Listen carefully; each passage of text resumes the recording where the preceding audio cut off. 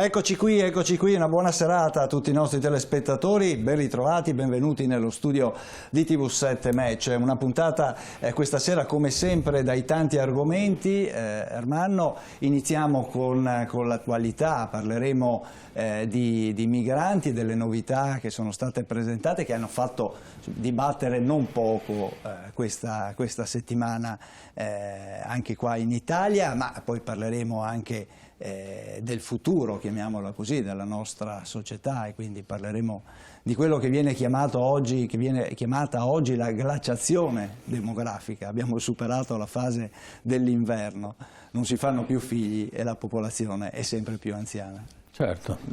E poi?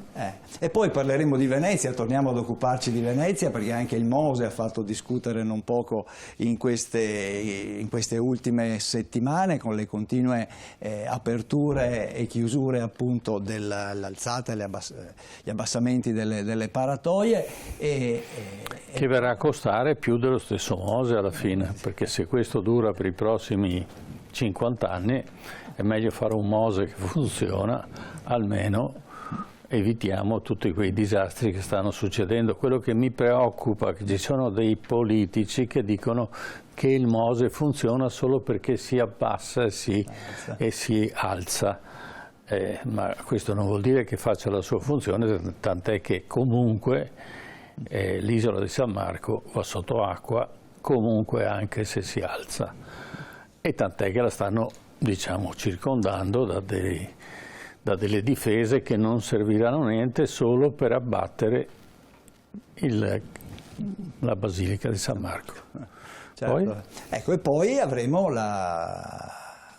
l'appuntamento con la storia e la grande guerra, l'inutile strage, una catastrofe che viene ricordata come un'epopea eroica, ma che invece forse può avere anche altre chiavi di lettura. Alla fine di un impero, degli imperi, è il fine dei regni e degli imperi, rimane soltanto qualche briciola e naturalmente nasceranno le repubbliche, però naturalmente anche queste porteranno la memoria del passato e discuteremo anche su questo. Certo. Allora iniziamo invece la nostra puntata occupandoci dei migranti, parleremo di accoglienza o deportazione. Questa può essere la prima domanda da porsi e lo facciamo con gli ospiti che abbiamo in studio e ve li presento. Saluto in studio il professor Stefano Allievi. Buonasera professor Allievi. Buonasera. Grazie per essere qua con noi, docente di sociologia, direttore del master Islam in Europa all'Università di Padova. Saluto in studio Alione Badara Diop, buonasera. Buonasera a voi. Funzionario della FIOM CGIL di Padova. Saluto in collegamento Lorenzo Tamaro, buonasera Tamaro.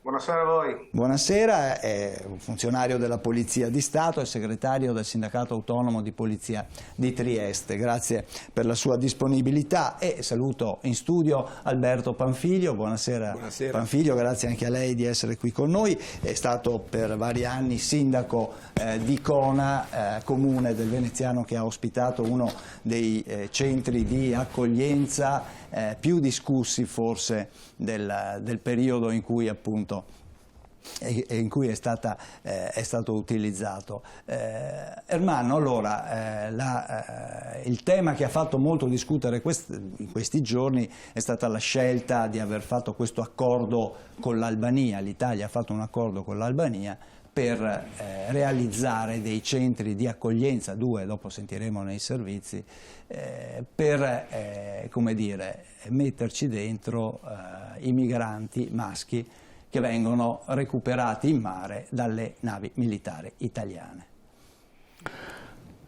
Sì, questo è un sistema, un diversivo che non risolve nulla, perché il numero dei migranti in questo momento praticabili, eventualmente se la cosa passasse, è solo di 3.000, vediamo che quest'anno i migranti sono oltre 100.000, no, saranno verso la fine dell'anno. Di conseguenza diciamo che è tappare in un setaccio, tappare un buco, tutto il resto passa lo stesso. non c'è un'accoglienza organizzata da parte nostra, salvo così come si fa all'italiana, speriamo che me la cavo. Non c'è una giurisprudenza che effettivamente prende posizione e decide effettivamente per i migranti che hanno diritto o meno. Terza cosa, il migrante ha diritto di migrare, questa è la cosa fondamentale, visto che noi in tempi non sospetti siamo stati noi i migranti e diciamo quelli che ci siamo impossessati dell'Africa. Se vale o paghiamo i danni, e sono tanti quelli che abbiamo fatto perché siamo diventati straricchi, non parliamo solo di italiani, parliamo soprattutto inglesi, francesi eccetera, che si sono arricchiti a non finire. Allora se paghiamo i danni l'Africa diventa ricca, non ha più bisogno di migrare, perché noi siamo diventati ricchi grazie alle colonie. Lo sfruttamento delle persone, delle materie prime, dell'agricoltura, di tutto quello che è successo perché l'Europa se n'è avvantaggiata. Diciamo che l'Europa è l'unico continente che ha aggredito tutto il resto del mondo.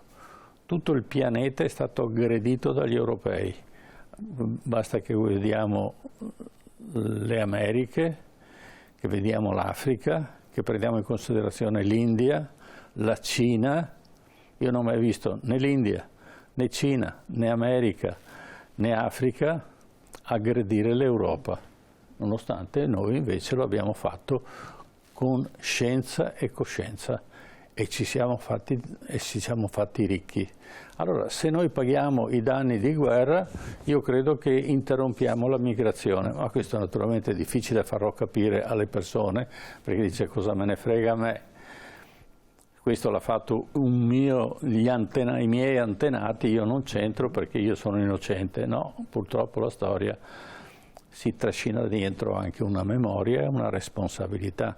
Così come la Germania ha pagato i danni di guerra, li ha finiti a pagare la Merkel, cioè il 10 agosto 1910, cioè 2010, scusate, la Merkel ha pagato gli ultimi 500 e qualcosa milioni di euro perché naturalmente ha terminato di pagare i danni di guerra.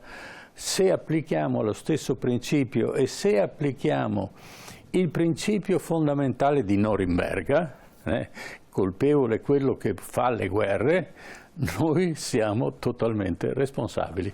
E allora passiamo la parola ai nostri ospiti.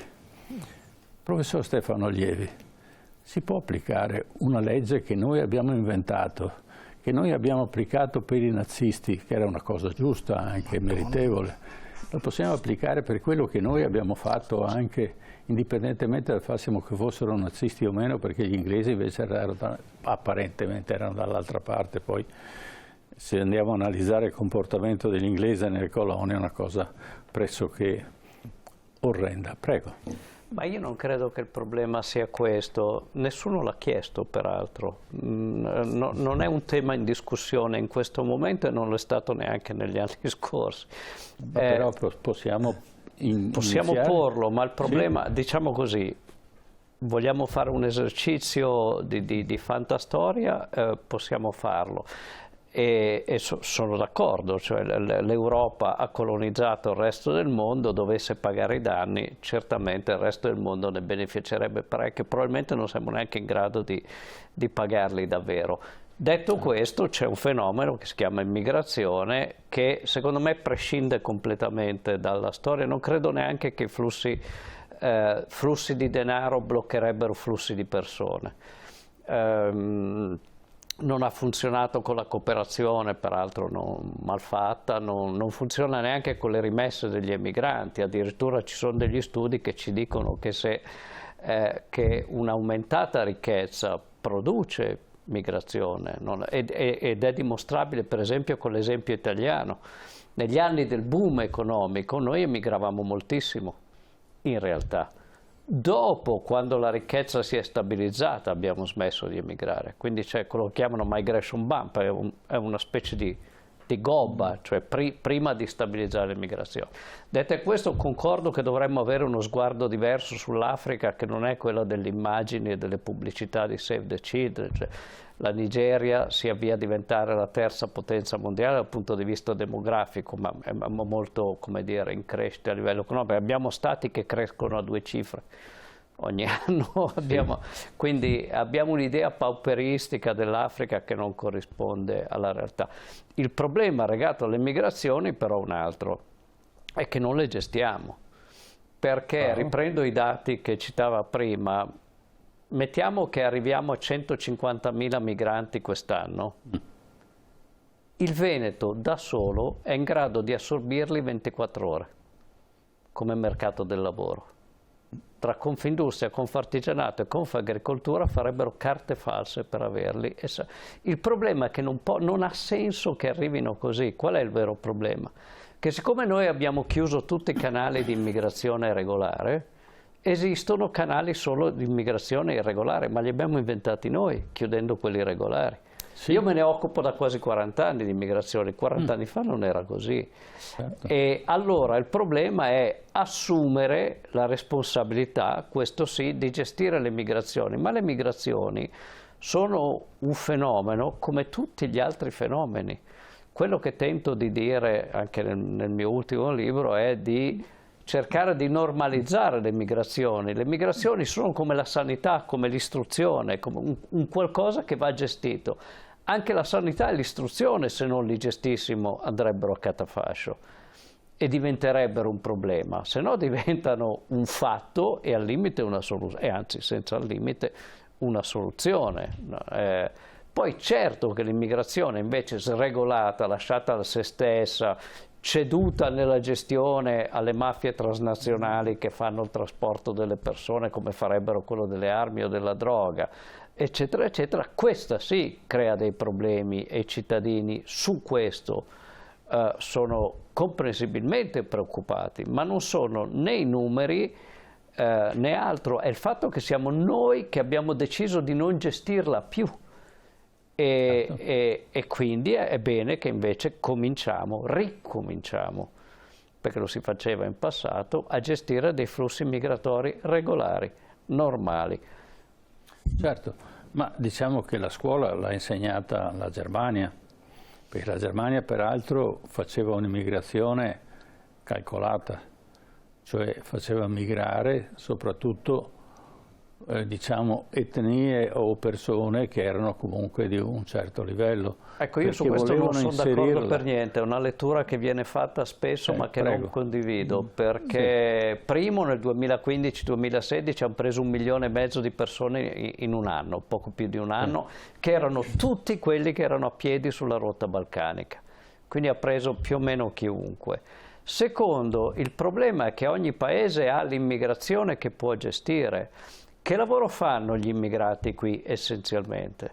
Braccianti in agricoltura, lavoro domestico, badanti, edilizia, la logistica, che è il nome chic per dire chi scarica le casse all'ortomercato, chi gestisce il magazzino di DHL, chi ci porta i pacchetti Amazon, operai, tutto il livello, le pulizie di tutta Italia, uffici privati e pubblici, ospedali, treni, aerei, autogrill, eccetera, e così via. Questi sono lavori che presuppongono il dottorato di ricerca, la laurea? No, allora usciamo da questa narrazione che la Germania se li è scelti. La Germania in parte, diciamo, se li è scelti, ma molto in parte, molto meno di quel che si dice, perché come ho detto ha preso tutti quegli anni lì.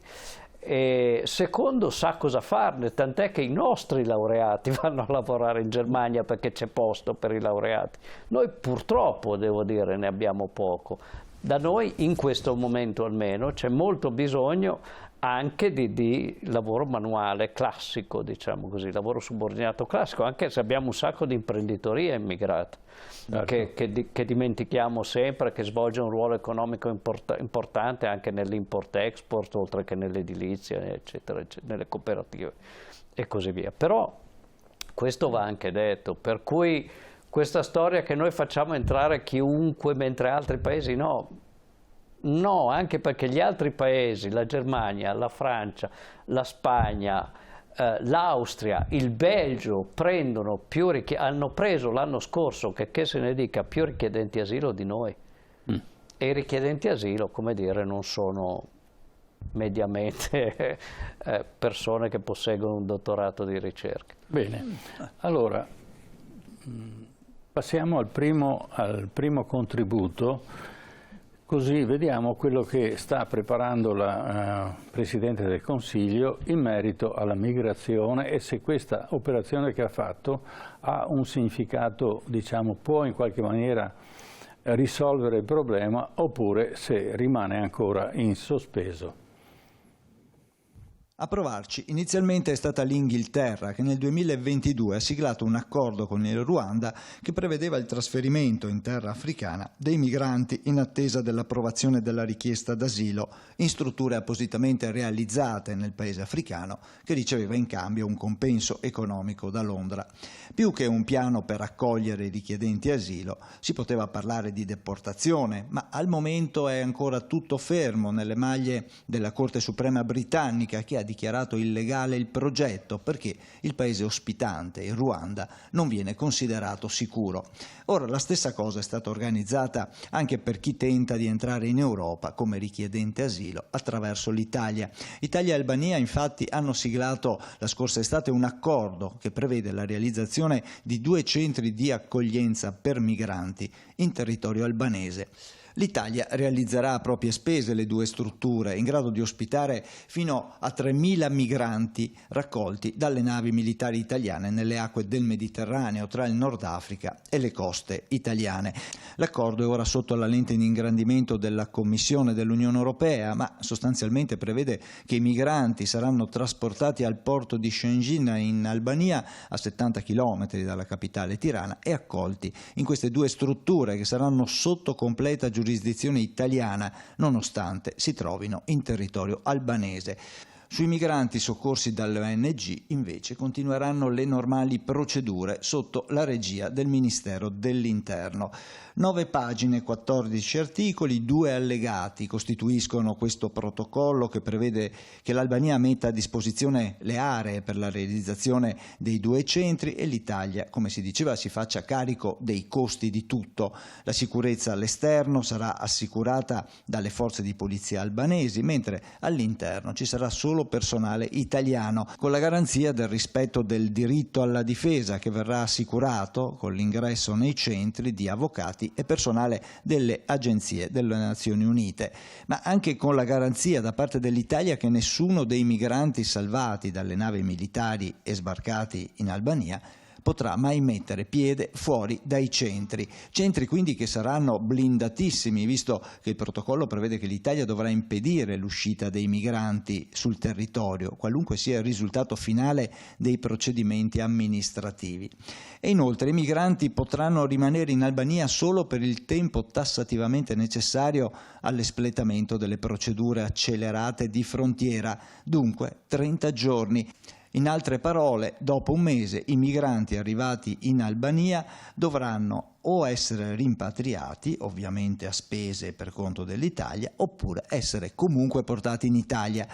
Per la Premier Giorgia Meloni, che ha siglato l'accordo, l'intento è quello di contrastare il traffico di esseri umani, prevenire i flussi migratori irregolari e accogliere in Europa solo chi ha davvero diritto alla protezione internazionale, lanciando un messaggio che potrebbe anche scoraggiare le partenze verso le nostre coste. Questa procedura, dai tratti sommari e incerti, non è piaciuta alla Commissione europea, già infastidita per non essere stata consultata o informata dei dettagli dell'accordo, e ha fatto sapere come potrebbe saltare tutto se l'Italia non dovesse rispettare le norme europee e il diritto internazionale. Ma verificare il rispetto delle disposizioni potrebbe essere più difficile del previsto, dato che l'Albania non è uno Stato membro dell'Unione Europea.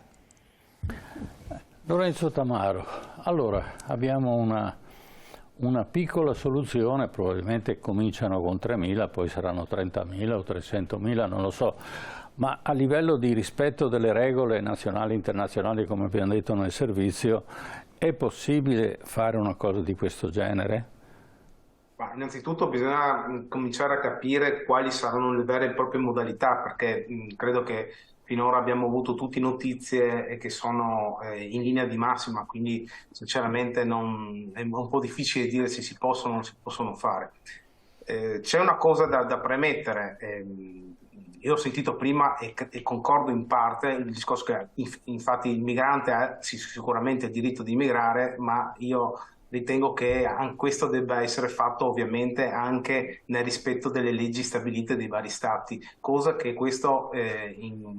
questo momento non avviene per quanto riguarda almeno il nostro paese, no? Perché chi arriva dalla rotta mediterranea, che sia un rifugiato politico o che sia un migrante economico, comunque arriva in maniera illegale sul territorio. Stessa cosa accade per quelli provenienti dalla rotta balcanica, perché in realtà c'è una legge dello Stato italiano che appunto non impedisce di entrare, di arrivare nel nostro paese con queste modalità. Quindi premesso questo, è un po' il problema che sta accadendo anche qui a Trieste, qui nel Friuli Venezia Giulia. Si sta cercando anche, si era parlato in passato di creare anche un hotspot, perché chiaramente l'arrivo di così tante persone in poco tempo crea un problema appunto anche di gestione, anche nelle pratiche di appunto riconoscere se una persona ha i requisiti per poter entrare nel nostro Stato, per rimanere nel nostro Stato, se avere il riconoscimento al rifugiato politico, eccetera, eccetera. Quindi nella nostra regione c'è una discussione se allestire un hotspot, anche perché ve lo garantisco, per quanto riguarda Trieste, che è il maggiore punto di ingresso della rotta balcanica, noi abbiamo delle fortissime difficoltà, non abbiamo una logistica adeguata a poter contenere tante persone che arrivano quotidianamente ogni giorno. Quindi c'è proprio anche una questione non solo di personale, ma anche logistica molto pesante. Quindi c'è una grande discussione anche qui in regione se istituire un hotspot dove portare queste persone e avviare le prime pratiche per appunto vedere se hanno i requisiti per poter rimanere in Italia, oppure essere respinti, essere riammessi o avere lo status di rifugiato politico. Credo che questa soluzione che sia stata, questo nuovo accordo che sia stato fatto con l'Albania, possa essere una sorta di appunto hotspot, solo che avviene in territorio straniero. Quindi significa dare respiro a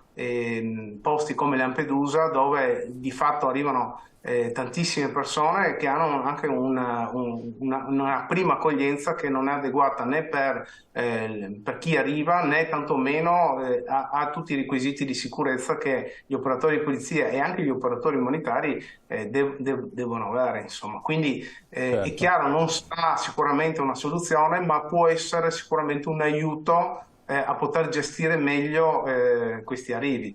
E dopo decidere appunto di far entrare in Italia chi ha i requisiti per legge di entrare, insomma. Certo. E quindi poter gestire in maniera,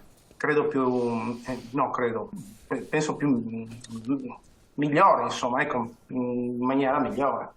Certo. Alberto Panfiglio, lei ha avuto un'esperienza diretta di un campo di raccolta, diciamo, di questi profughi, e il disagio che crea sul territorio e la necessità naturalmente di tamponare tutte quelle che sono esperienze nuove, sono diciamo, situazioni impreviste e imprevedibili, perché nessuno ha esperienza, se non sul campo, di riuscire a gestire un fenomeno così importante, così eclatante. Prego. Beh, Kona diciamo che rappresentava un luogo che sembrerebbe assomigliare molto a quello che si vuole fare in Albania, sì. E cioè nascondere un problema che non si è capace di gestire in un modo o nell'altro.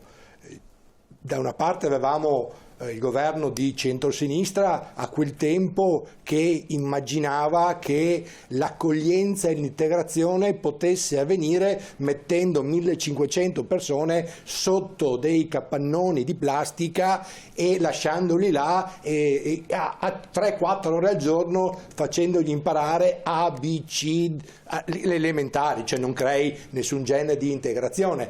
Era un modo per spendere denaro pubblico inutilmente senza raggiungere nessun risultato. Ma la vere dichiarazioni che mancano alla politica è il coraggio di dire di quello che vorrebbe fare, e quello che noi poi ascoltiamo sono delle volontà che poi non si trasferiscono nella realtà, nella capacità di ottenere integrazione e buona accoglienza, e dall'altra parte con un governo di centrodestra che in realtà non vuole gestire l'immigrazione, non vuole assolutamente parlare di accoglienza o integrazione, ha un problema, l'ha dichiarato in campagna elettorale, vuole liberare le strade, scusate se uso una certa terminologia, perché poi quella che si usa, vogliono liberare le strade, le piazze dai negri, e dico negro storicamente parlando perché il termine è stato coniato proprio in modo per delegittimare una determinata categoria di persone. Dunque loro i risultati in questo modo lo ottengono, ma solamente per dei creduloni che vogliono crederci. 3.000 persone, spostarle da una parte all'altra, possono in questo modo stabilire questa è la nostra politica? Assolutamente no, è una politica che è fatta in campagna elettorale di promesse un po' cialtronesche, e in questo periodo di governo vediamo la nostra Premier che sotto un profilo della comunicazione salta di qua, salta di là, si dimena in comunicati piano A, piano B, piano Bar, piano Mattei, ma in realtà di fatto la conclusione non c'è, ma tutto viene visto come un risultato. È il successo della comunicazione del nulla che porta a un paese a dire che siamo incivili. Non c'è civiltà nella politica se pensiamo di portare delle persone avanti e indietro da un porto all'altro, fargli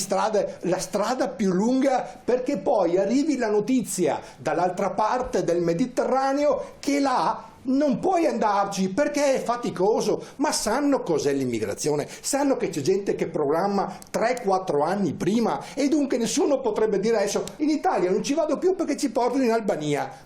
E magari è da 2 anni e mezzo che è in giro, ha fatto 8-9 mesi nei lager libici, e secondo noi si ferma perché noi li vogliamo spaventare portando delle persone in un paese che, se è fuori dall'Europa, ancora qualche ragione c'è, e ci vogliamo vantare di questo, ci facciamo vedere che stiamo firmando tutto ciò. Questa è, dal mio punto di vista, ancora la conferma della incapacità di programmare, dell'incapacità di gestire, e poi che è classica di una classe dirigente purtroppo di cui in qualche modo per i risultati che si ottiene dobbiamo un po' vergognarci.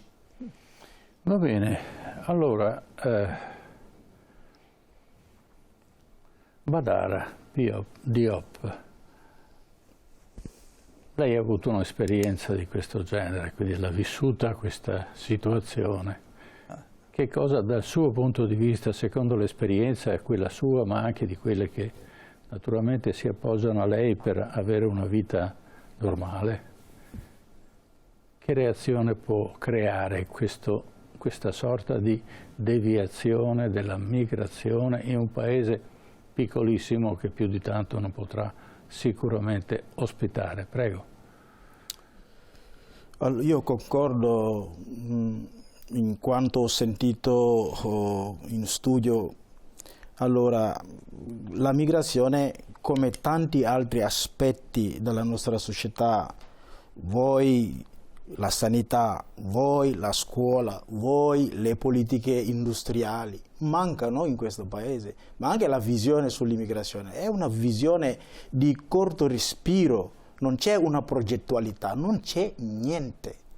Questo è solamente spostare oppure nascondere la polvere sotto il tappeto. Però c'è anche qualcosa in più. La cosa in più è noi ci diamo delle regole, no? Chiamiamole sì, il diritto internazionale, perché poi il diritto sull'asilo è ben chiaro ciò che è il nostro approccio sulla Costituzione italiana, in quello che dice su questo aspetto qua. Però le tendenze destra e sinistra oggi in questo paese è svuotare quel meccanismo, cioè agire in barba a ciò che poi noi ci diamo come civiltà giuridica, perché il rispetto dei diritti umani dove sta? Dove sta in tutto questo approccio?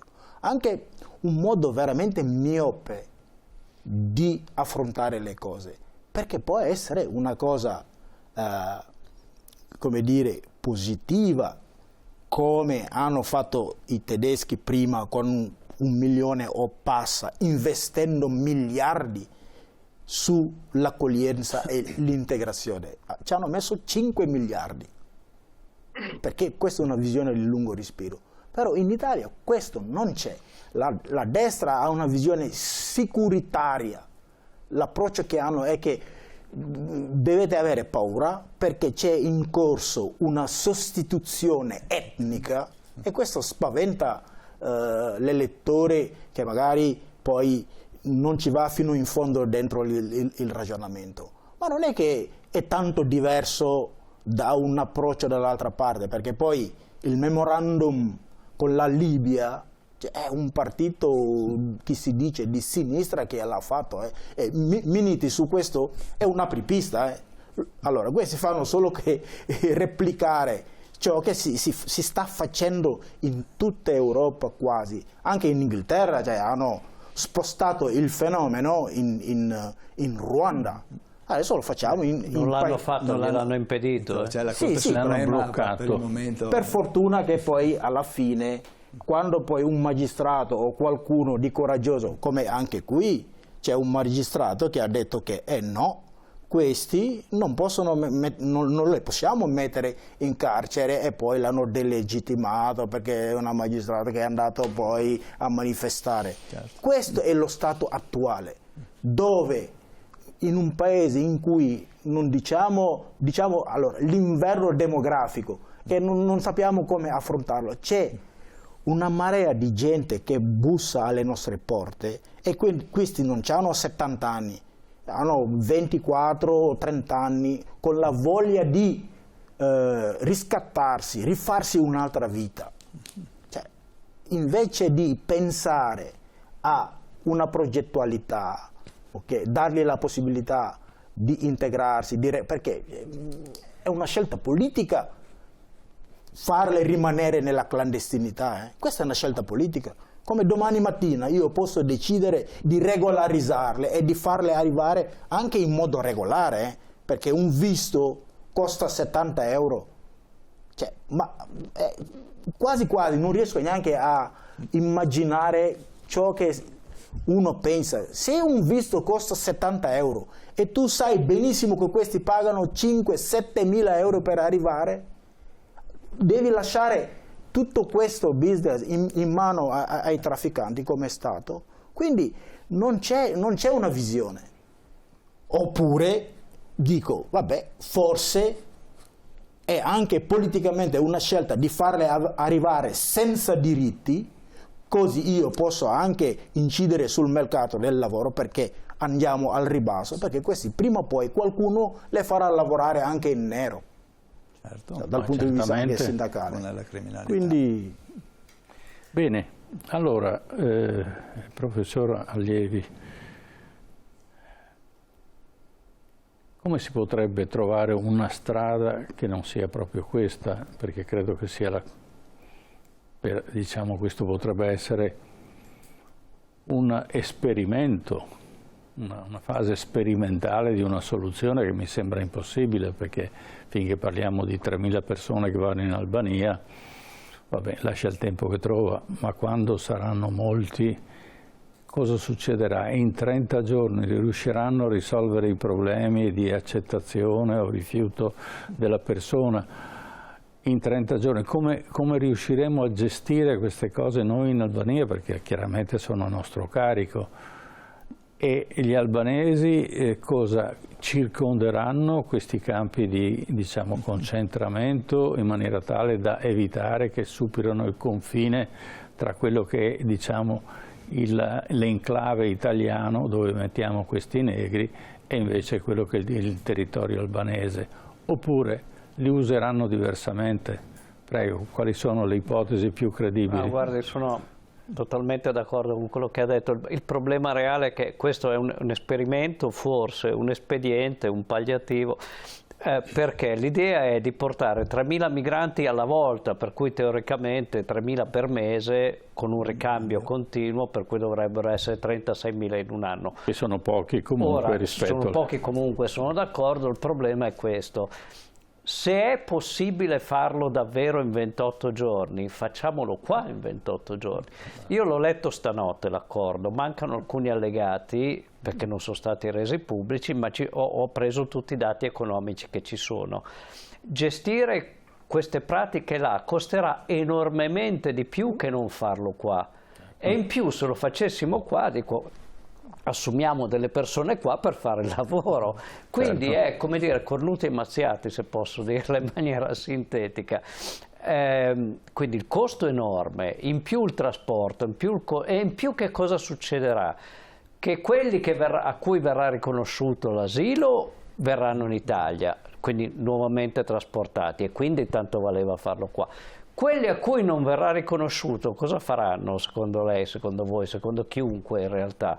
Proseguiranno a piedi per la rotta balcanica e se le ritroverà a Trieste il collega del sindacato di polizia. Sicuramente. Quindi è come dire, non risolve assolutamente nulla, non è nemmeno un tampone. Ma aggiungo questo, perché tutti gli altri paesi europei gestiscono l'immigrazione e solo noi dobbiamo portare qualcuno in Albania? Probabilmente perché abbiamo un problema noi di capacità di gestione, ma allora lavoriamo su quello, non su altro. Ma anche perché sempre il collega di Trieste diceva ma arrivano irregolarmente. Sì, arrivano irregolarmente perché non ci sono alternative però. Sì. Cioè ci fosse una legge che gli consente di arrivare regolarmente, di prendere il visto appunto, ma il problema è che i visti esistono solo in astratto perché noi non glieli diamo. Se un ghanese chiede il visto per l'Italia per venire a lavorare, gli si dice no grazie, punto. E quindi l'unica alternativa possibile è venire regolarmente, ma è sbagliato il meccanismo dall'origine. Allora costruire canali regolari è un inizio di soluzione, tra l'altro diminuirebbe enormemente il numero di richiedenti asilo, perché c'è sempre questa frase, chiudo su questo, ma per cui si dice ma i richiedenti asilo, quelli veri, cioè che scappano dalle guerre, sì, ma i migranti economici no. Ma il problema è che noi invece abbiamo precisamente bisogno di migranti economici e i richiedenti asilo in fondo sono una parte di loro perché hanno giustamente dei diritti in più, perché sono perseguitati, ma avrebbero anche il diritto di venire diversamente come nei corridoi umanitari, cioè li andiamo a prendere direttamente nei campi profughi, non aspettiamo che arrivino in barca. Perché hanno dei diritti in più. E però anche un richiedente asilo in realtà vuole rifarsi una vita, vuole lavorare, vuole avere mandare a scuola i figli, eccetera, eccetera. Quindi sarebbe, come dire, un flusso di manodopera che si può gestire se si pensa di gestirlo. Certo. L'idea di appaltarlo a un altro paese, a me è come se noi per risolvere il problema delle code nella sanità aprissimo un ospedale a Tirana e ci portassimo sia i pazienti che i medici che gli infermieri italiani. Qualcuno pensa che sarebbe ragionevole? È una bella domanda. Credo che ci arriveremo però prima o dopo se continuano così i politici. Anche sulla sanità. Purtroppo lei è troppo realista.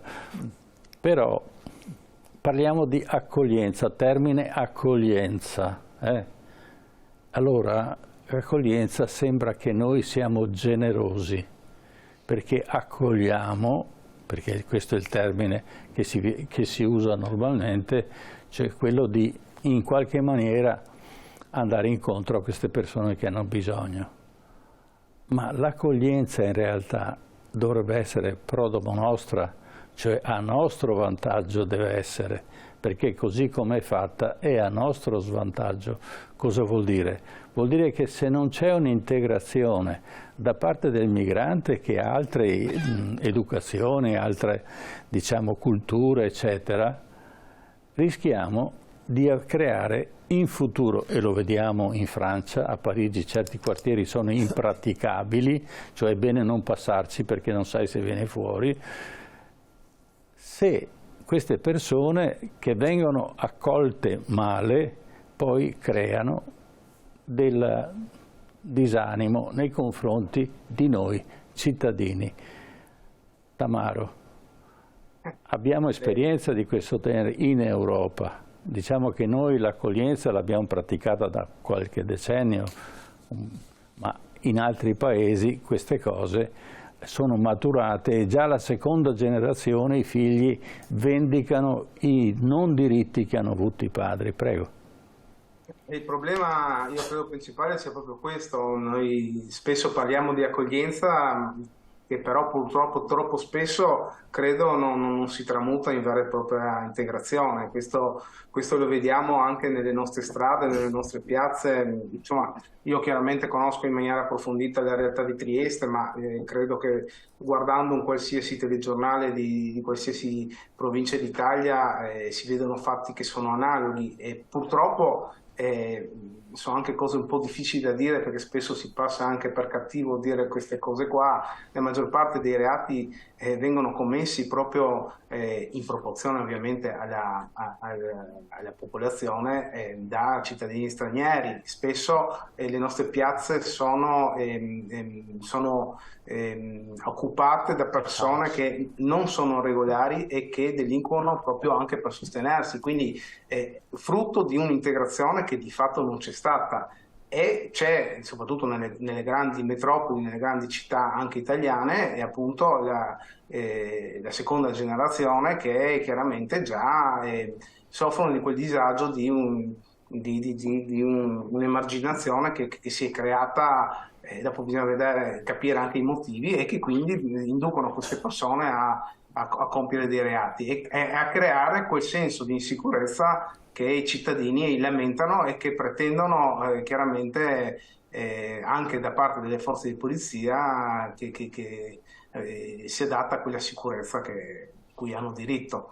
Io credo che un'immigrazione come la stiamo subendo e non governando, quindi incontrollata, e che per tanti anni nessun governo ha cercato di controllare, perché dobbiamo dire anche questo, insomma, io credo che l'Italia sia stata lasciata sola dall'Europa per quanto riguarda anche la questione della rotta balcanica, ma la rotta balcanica in definitiva non è molto diversa da quella mediterranea. Noi per anni e anni ne abbiamo parlato di rotta balcanica proprio anche grazie alla vostra trasmissione, ma qui arrivavano a migliaia ogni anno senza che nessuno addirittura ne parlasse. Quindi è un argomento, quello dell'immigrazione clandestina, che è stato disatteso per anni dalla politica. Nessuno ne ha parlato. Qui ne siete testimoni voi, che io ho parlato con voi appunto della rotta balcanica, ma non se ne parlava proprio.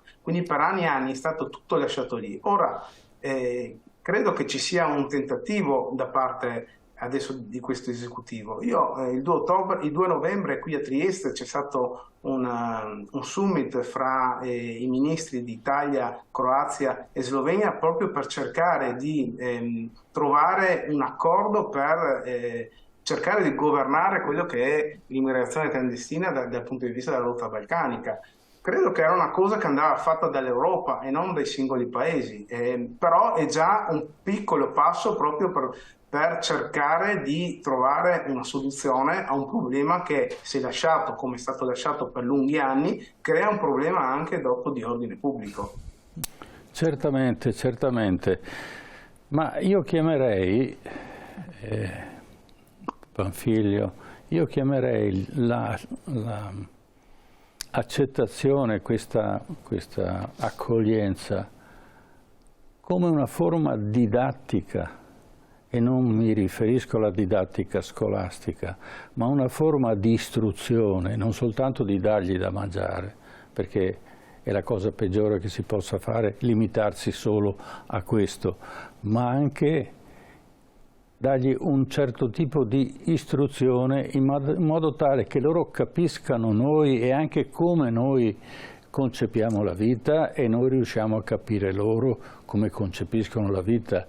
Non è che loro hanno bisogno di imparare da noi. Io sono stato cittadino africano e ho imparato un sacco di cose da questa gente. Allora perché noi non impariamo da loro? Noi impariamo quell'accoglienza che loro hanno quando noi andiamo in Africa, l'accoglienza che hanno i musulmani, quando io ho avuto esperienze in Algeria, ho avuto esperienze in Libia, ho avuto esperienze in Turchia, l'accoglienza che hanno queste persone rispetto agli stranieri, rispetto a persone che chiaramente hanno un altro tipo di cultura, quale avevo io e quelli che con me venivano a lavorare. Allora, ci vuole una didattica, cioè chi insegna chi, diceva Napoleone. Chi insegna? Perché è il docente che poi crea la premessa perché ci sia questa condivisione di esperienze diverse, ma soprattutto anche di ambientamento di queste persone che vengono da un altro paese. Prego. Questo aspetto ha una certa logica assoluta. E tra le altre cose, nella mia esperienza, io proposi ai miei cittadini di far diventare Kona non un luogo dove ammassare persone, ma un centro professionale di istruzione, in quanto ritenevo di dover... avevo avuto un esempio dal vecchio parroco di Kona degli anni 70 che ha istruito a livello universitario una cinquantina di persone provenienti dall'Africa e da un altro continente, anche stiamo in Africa. A un certo punto poi ha capito che la fondazione che ha seguito questa organizzazione che era meglio andarlo a fare questa attività là, e cioè andare a esportare una capacità che voleva portare cultura, lavoro in un luogo per aumentare la stanzialità dei popoli. Cioè, per aumentare esattamente la stanzialità dei popoli, e cioè di avere una evoluzione. Qui da noi verrebbe tutto strumentalizzato. Io l'ho visto troppe volte. È molto più semplice oggi cercare di far credere che questa presenza è destabilizzante rispetto a una logica di convenienza elettorale. Se io, il non governo delle situazioni, mi dà il controllo della politica, a questi politicanti interessa il controllo e non avranno in nessun modo l'intenzione di andare a investire in progettualità che abbiano una logica di istruire queste persone, che nel 90% dei casi, da quelle che ho conosciuto io direttamente, non volevano nemmeno rimanere in Italia. Sì. Perché quando io misi un cartello molto grande con scritto a conetta una freccia che diceva Milano, la mattina successiva c'era una colonna di 300 persone che andava verso Milano. Volevo solamente dimostrare attraverso questa che sono persone che non volevano rimanere qui. Milano era un luogo che gli consentiva di andare dall'altra parte, nelle direzioni volute. Non siamo secondo me sono più pronti i cittadini comuni, e non lo sanno, ad affrontare una politica di integrazione rispetto a una politica che è in malafede, lo sa perfettamente quello che vuole e ha capito di avere il netto ricavo dalla non soluzione del problema. Io con questi soggetti qua, con la Meloni, ho parlato 2 volte. E quando venne a Conetta gli chiesi che io non avevo bisogno di qualcuno che venisse da Roma a raccontarmi che avevo un problema, ma mi aspettavo qualcuno che mi dicesse qual è la strategia per affrontare il problema e qual è l'execution per farlo. E da lì loro non vengono fuori, perché continuano a tirare fuori che il, tra virgolette, negro è cattivo, stupratore, ma lo confermano le dichiarazioni di un consigliere regionale dell'altro giorno che ha detto che bisogna allontanare i desideri multipli dalla persona di colore. l'ho detto in maniera edulcorata per rispetto dei presenti. Lo vogliono castrare. Ma è cosa da matti, cioè siamo ancora a un livello di ragionamento tale, ma possiamo pensare che siano persone che in realtà pensano proprio no, pensano che dicendo quello ottengono un risultato elettorale. Detto, visto come cos'è, ecco, siamo ancora a queste. E dunque in queste macerie culturali come possiamo costruire l'università che ci permetta di andare nella direzione opposta della civiltà? Punto di domanda. Certo. E Badara vuole raccontarci la sua esperienza, essendo venuto dall'Africa e avendo avuto un approccio in Italia e che l'ha portato al suo livello. Prego. Allora, è semplice perché attraverso il lavoro poi uno riesce a emanciparsi, ok? Bisogna incrociare, bisogna mettere tanti soggetti intorno a un tavolo e discutere seriamente di questo fenomeno. È da 30 anni che abbiamo lo stesso approccio e siamo al punto di partenza. Quindi bisognerebbe cambiare approccio. Se hai provato una cosa per 30 anni e non ha funzionato, è ora di cambiare. Cambiare vuol dire che poi intanto nessuno sarà in grado di fermare l'immigrazione, perché poi le persone nascono senza radici, quindi si devono muovere.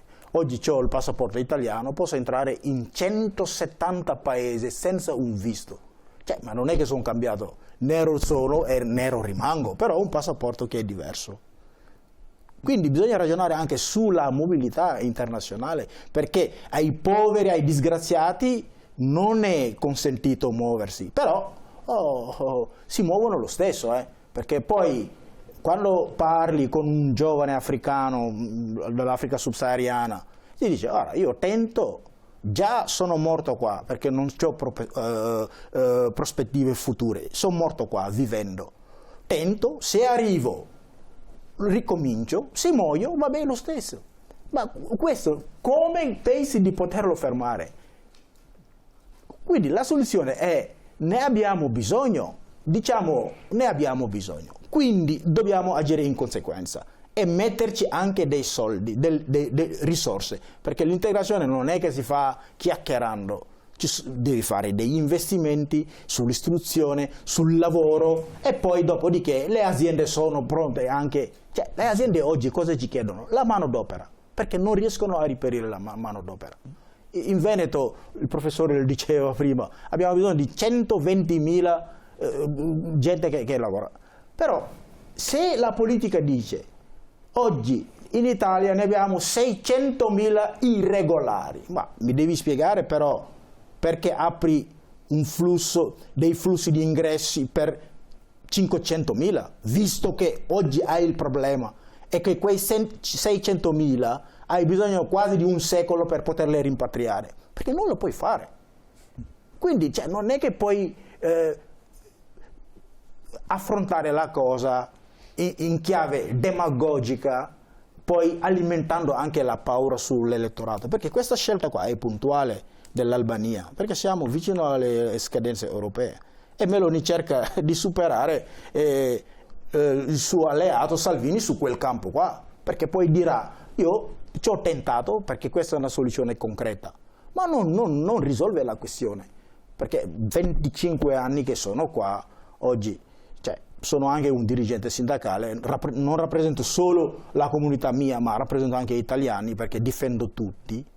Quindi non è che sono arrivato con un permesso in tasca, ho fatto 5 anni di clandestinità per nulla, per niente. E non è vero che la clandestinità rima a criminalità, perché io ho il casellario pulito. Non è così.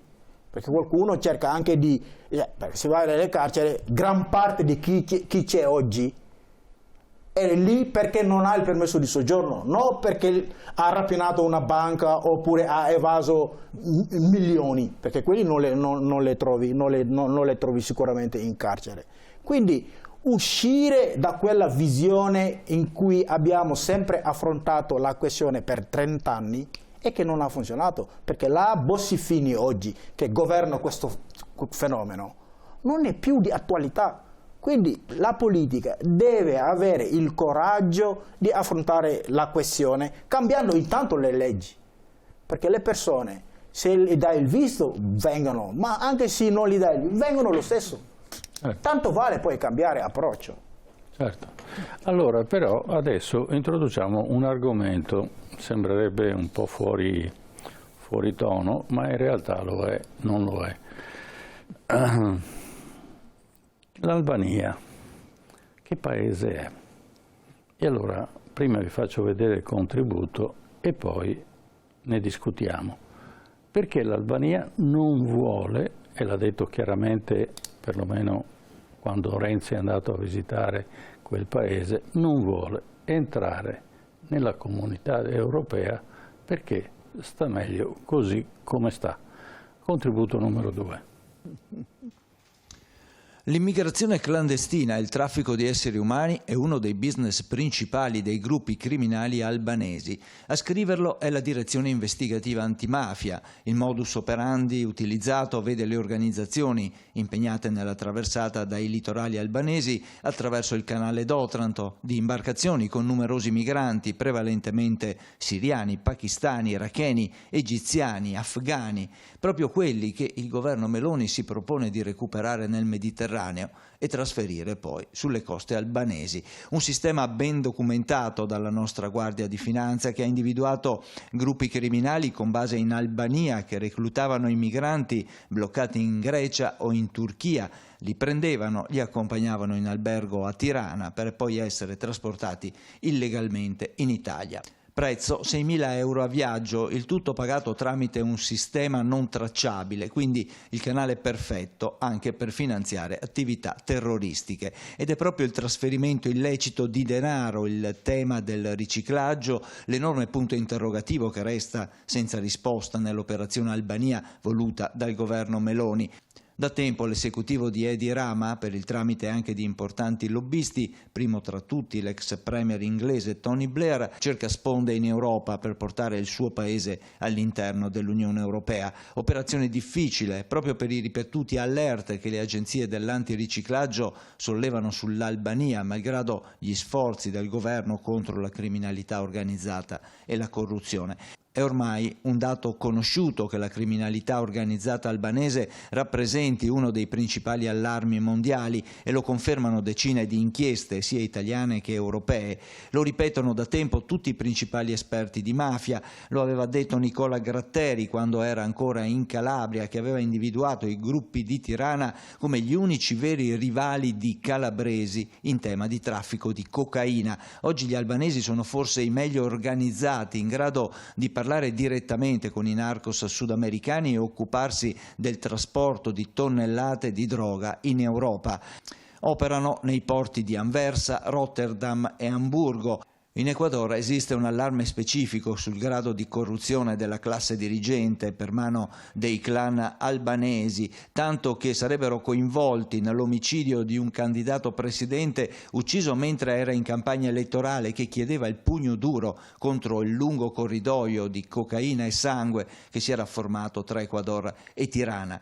Il traffico ha prodotto miliardi di euro nelle casse delle famiglie albanesi che, sfruttando la non irreprensibile normativa antiriciclaggio del paese, stanno investendo dove possono. Il risultato è visibile nelle città albanesi, con giovanissimi che viaggiano a bordo di auto di lusso, e imponenti sono gli investimenti immobiliari. E ora anche il grande boom del turismo, che, come documentano indagini in corso in Italia, è il canale perfetto per riciclare denaro. Tutti temi che sono rimasti fuori dalle dichiarazioni della premier Meloni con il collega Rama, creando non pochi imbarazzi politici. Peraltro i socialisti europei, di cui Rama fa parte, si preparano a un incontro in vista delle prossime elezioni europee e si trovano con uno di loro a braccetto con una delle principali esponenti sovraniste.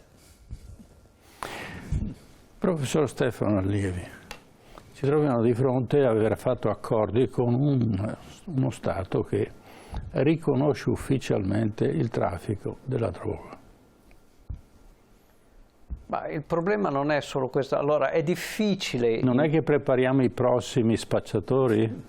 Non so se li prepariamo con questo accordo, questo non glielo attribuirei, diciamo così, però ufficialmente no. Il problema reale è che in molti paesi che sono usciti, come l'Albania, da una durissima dittatura, che sono entrati in un regime democratico, poco, diciamo cosmeticamente, insomma, con dei problemi, ma insomma hanno delle elezioni, ecco, mettiamola così, e che però hanno dei clan effettivamente potenti, che possono essere clan malavitosi, ma anche gruppi industriali che di fatto governano appunto i piccoli paesi. Più sono piccoli tra l'altro i paesi e più sono soggetti a essere in qualche modo controllati, gestiti, indirizzati da interessi non cristallini di qualunque tipo, ma anche economici normali, tra virgolette.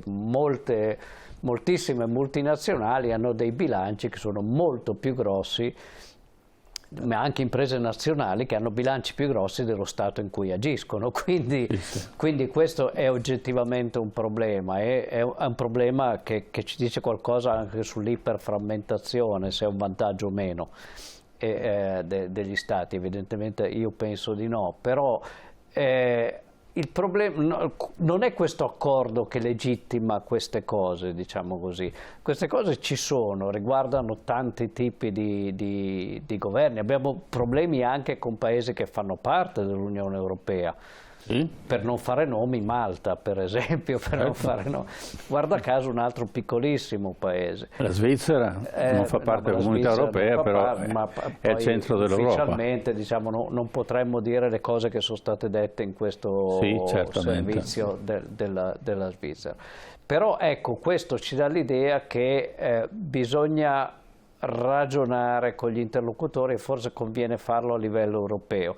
Potremmo dire lo stesso dell'accordo con la Tunisia, che del resto non ha buttato lì molto di più, è stato nominale anche quello, cosmetico, è servito più a legittimare l'interlocutore tunisino. Peraltro sia in Tunisia che in Albania ci sono, vedendo noi che diciamo noi non vogliamo gli immigrati, anche loro non vogliono immigrati, in Albania in questo momento, visto che uno dei centri dove si dovrebbero mettere i migranti è praticamente la Rimini albanese, dove arriva il 70% dei turisti, di questo boom turistico che c'è stato, arrivano esattamente lì.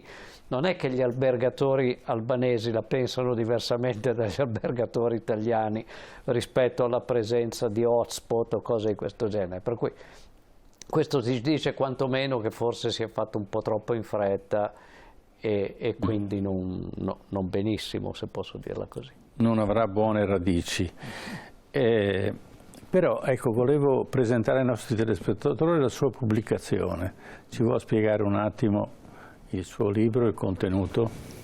Il titolo dice già molto, è appena uscito, proprio appena muto per così dire, e l'idea è cercare di spiegare che le migrazioni non sono un qualcosa che non si può gestire, si può, come qualunque cosa. Addirittura ricordo nel libro che lo facevamo in passato in alcuni ambiti con una certa normalità, diciamo.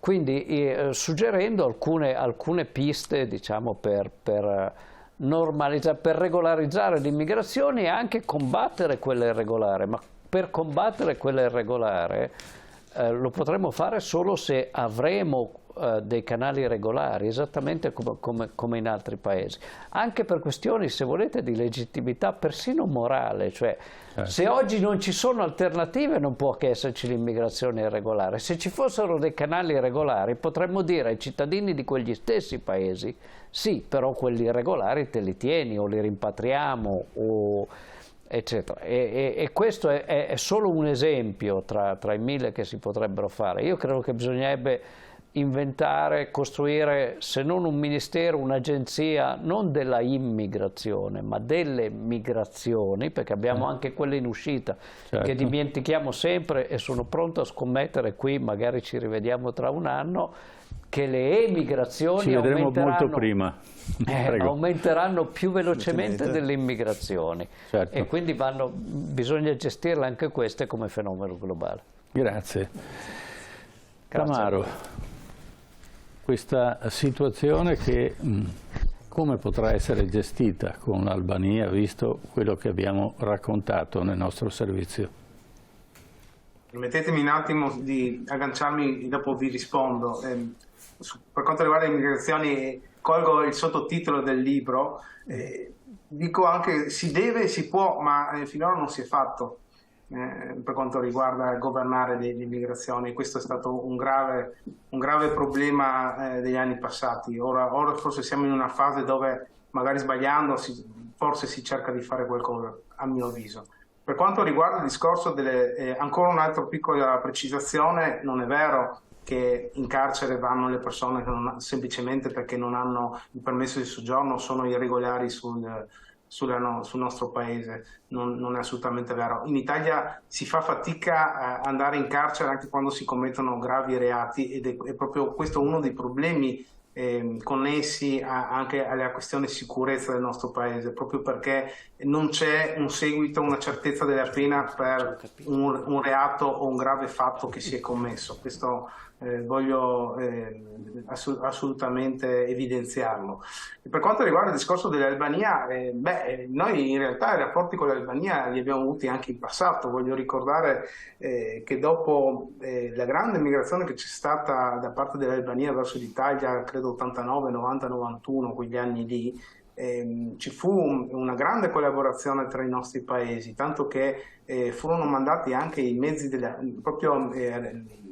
credo ceduti i mezzi della polizia, delle altre forze dell'ordine all'Albania, e fu formata anche la polizia albanese proprio dalla polizia italiana, quindi c'è anche una tradizione storica di rapporti fra i due stati. E per quanto riguarda i rapporti con paesi che non sono democrazie esattamente come la nostra, purtroppo ce ne sono, ma credo che siano anche dovuti. Torno a ripetere, non si conosce ancora bene veramente tutti gli aspetti di quello che sarà questo accordo, come verranno messe in opera questi accoglimenti in quel paese. Quindi è un po' difficile veramente dire se saranno efficaci o non saranno efficaci. Io credo che dovremo aspettare nei prossimi giorni di conoscere un po' meglio quelle che saranno appunto le modalità, ecco, come ho detto all'inizio. Grazie. Panfilo, una conclusione su questa caotica situazione è: bisogna che i politici, non parliamo di destra, di sinistra, di centro, i politici prendano delle decisioni concrete e che non usino questo sistema per farsi pubblicità. Prego.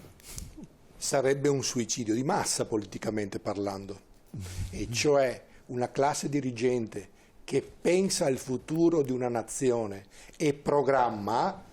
Se riesci a farlo, gli effetti di questo lavoro dovrebbero essere tra 5, 10, 20 anni, e cioè non avresti oggi il netto ricavo delle tue campagne elettorali. Non ci dobbiamo sperare, solo la cultura di un popolo riuscirà a mascherare tutto ciò, e non siamo ancora arrivati e siamo molto indietro. Volevo fare un riferimento però alla sua osservazione in precedenza, e avrei trovato un collegamento tra tutti quei luoghi in cui si è tentato di fare questa presunta accoglienza, e cioè dove che c'è illegalità c'è opacità, e dove che c'è opacità non c'è trasparenza. I collegamenti sono Libia, Tunisia, parliamo, e perché no Mineo dov'era? Dov'era il luogo più grande di accoglienza, dove che ne abbiamo visto di cotte, di crudo, che addirittura la politica ha dovuto dire basta. Sa come ha detto basta? Un venerdì sera, dopo che la comunicazione del governo aveva detto a quei comuni dove ci sono gli richiedenti asilo daremo X soldi come così, compenso, mi venne un super dirigente del governo un venerdì sera in ufficio in comune a dirmi che, visto che non potevano premiare quella parte politica che sosteneva Mineo, avevano inserito in quella normativa di compenso per richiedenti asilo una percentuale che non doveva superare l'X% della spesa corrente, e cioè noi i soldi a quel partito che sosteneva Mineo oggi non gli vogliamo più dare. Con queste conclusioni, con la sua domanda, resta assolutamente un sogno inapplicabile, perché si ragiona ancora di convenienza, controllo e dove vanno i soldi. Grazie. Allora, Badara, a te una conclusione di questa discussione che abbiamo fatto. Allora, sì, c'è un piccolo comune di Riace, no? Che ci ha provato, anche non avendo risorse ingenti, no? Però ha dimostrato che quando c'è una volontà politica le cose si possono fare. Però è stata distrutta quell'esperienza, ok? E oggi Mimmo Lucano ne è uscito anche grazie a una magistratura poi che va fino in fondo, ok?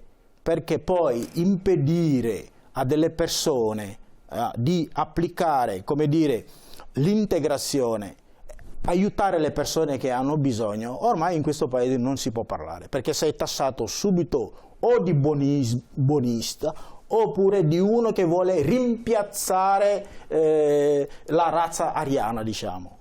Quindi bisognerebbe cambiare approccio.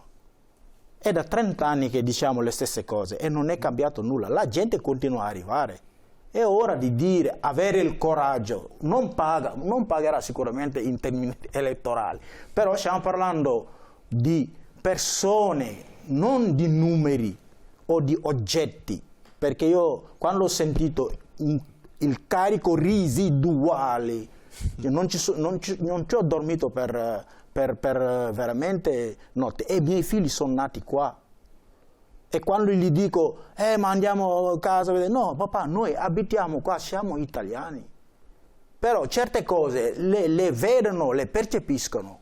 E questo stiamo preludendo alle banlieue parigine. Perché le banlieue parigine non sono nate così. Perché quando poi una politica cerca di ghettizzare, di non dare i diritti giusti, sta costruendo una cosa che poi prima o poi esplode tra le nostre mani. Quindi governare l'immigrazione è un diritto sacrosanto di ogni paese, però si deve fare con intelligenza. Ok, capendo che non stiamo gestendo, oggi le merci hanno più valore delle persone, perché ci mettiamo anche le assicurazioni, le mettiamo in ambiti, cioè, oggi le persone non valgono niente. Oggi centinaia di migliaia di persone, se muoiono nel Mediterraneo, non è un problema. Eppure quello, cioè, non è che stanno morendo i giovani, il futuro di questo mondo le lasciamo senza prospettiva, perché sono scelte politiche. Perché oggi dire facciamo la regolarizzazione a 1 milione di persone è una scelta politica. È come altresì una scelta politica lasciarle nella clandestinità, perché io in termini elettorali ci posso costruire un consenso, ma un consenso per fare cosa? Niente. Certamente, grazie della vostra partecipazione. Io vorrei sottolineare ai nostri telespettatori che non ho mai sentito la Francia che faccia campagna elettorale su questo oggetto, neanche la Germania e neanche l'Inghilterra, parlo degli stati più grandi d'Europa, e neanche la Spagna. Noi invece usiamo questa situazione tragica per chi viene, perché certamente cercano una via per migliorare la loro vita ed è naturale che ciò avvenga, e lo facciamo solo per ingannare gli italiani stessi. Allora, invece di ingannarli in questa maniera e creare delle ideologie pro o contro, risolviamo il problema, e risolviamo il problema in Italia, ma risolviamo il problema anche in Africa, perché vi garantisco che chi va in Africa si innamora al punto tale che non vorrebbe più tornare a casa. E quindi l'Africa, a maggior ragione, per gli africani abbandonare l'Africa è una tragedia. Grazie del vostro intervento. Certo, grazie ai nostri ospiti che ci hanno aiutato ad affrontare questo tema di cui parliamo da tantissimo tempo e che giustamente, come si diceva anche nell'ultimo intervento, non trova soluzione. Si continuano a proporre sempre gli stessi problemi per una volontà politica a non risolvere la questione. Ringrazio Lorenzo Tamaro in collegamento, grazie a Vadara Diop in studio, grazie ad Alberto Panfiglio, grazie del vostro contributo. Adesso noi andiamo un attimo in pubblicità, ma torniamo subito e parleremo di un tema che sicuramente è anche collegato a quello dell'immigrazione, perché parleremo di quella che ormai è la glaciazione demografica. Il nostro paese non cresce più in termini demografici, figli ne facciamo sempre meno e ne fanno sempre meno anche gli immigrati e soprattutto la popolazione è sempre più vecchia. Dove stiamo andando? Ne parliamo tra poco.